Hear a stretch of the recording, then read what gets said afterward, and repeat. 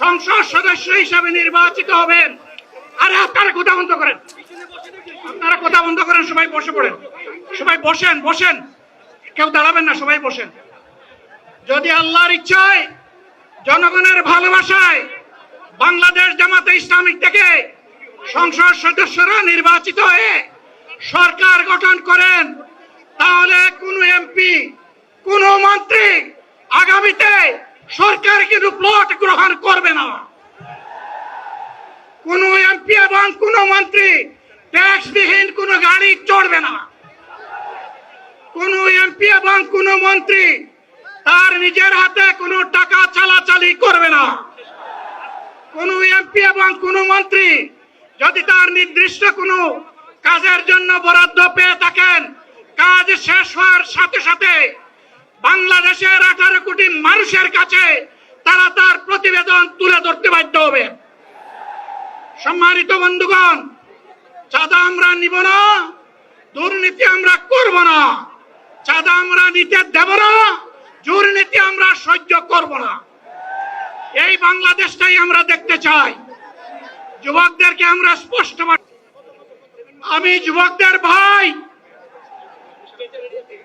আমি বয়স্কদের সহযোদ্ধা, আমার বোনদের আমি ভাই।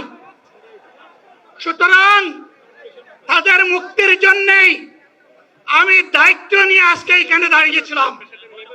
আল্লাহর ইচ্ছা শরীর আমাকে সাময়িকভাবে সহযোগিতা করে নাই, এটাও আল্লাহর ইচ্ছা যে এখন আল্লাহ আমাকে কথা বলার সুযোগ দিচ্ছেন। আমি বলতে চাই, বাংলাদেশের নির্দিষ্ট কোন শ্রেণীর মুক্তির জন্য আমাদের এই লড়াই নয়।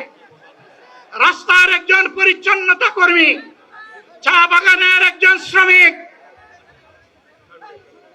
রক্ত পানি করে ঘাম জড়ানো আমার একজন রিক্সা চালক ভাই মাঠে ময়দানে বাংলাদেশের মানুষের মুখে যারা এক মুঠো ভাত তুলে দিতে চায়, আমার সেই কৃষক বন্ধুটি, আমি তাদের হয়ে আজকে এখানে কথা বলতে এসেছি। আমি কোন অভিজাত শ্রেণীর হয়ে এখানে কথা বলতে আসিনি।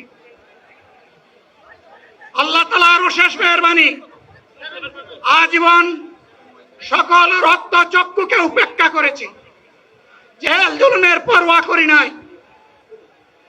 আমার আফসোস, 24 সালে জাতিকে মুক্তি দিতে গিয়ে যারা জীবন দিয়ে শহীদ হলো, আমি তাদের একজন হতে পারলাম না। আপনাদের কাছে দোয়া চাই, ইনসাফের ভিত্তিতে একটি দেশ গড়ে তোলার জন্য আগামীতে যে লড়াই হবে, আমার আল্লাহ যেন সেই লড়াইয়ে আমাকে একজন শহীদ হিসাবে কবুল করে। সম্মানিত বন্ধুগণ, আমাদের প্রিয় শহীদ নেতৃবৃন্দ 2006 সালের 28 অক্টোবর থেকে শুরু করে পল্টন গণহত্যা, শাপলা গণহত্যা, সারা দেশের গণহত্যা, পিলখানার গণহত্যা, 24-এর গণহত্যা, এই গণহত্যা যারা করেছে তাদের সকলের বিচার বাংলাদেশের মাটিতে নিশ্চিত করতে হবে। এদের বিচারের দৃশ্যমান প্রক্রিয়া শুরু না করা পর্যন্ত পুরানা ব্যবস্থাপত্রে বাংলাদেশ আর চলবে না। এতগুলা মানুষ এমনি এমনি জীবন দেয় নাই, জীবন দিয়েছে জাতির মুক্তির জন্য। যদি বস্তাপচা পুরানা সবকিছুই টিকে থাকবে, তাহলে কেন তারা জীবন দিয়েছিল? যারা ওই বস্তাপচা ব্যবস্থাপনায় বাংলাদেশকে আবার করতে চান, তাদেরকে আমরা বলি, জুলাই যুদ্ধ করে যারা জীবন দিয়েছে, আগে তাদের জীবনটা ফেরত এনে দেন।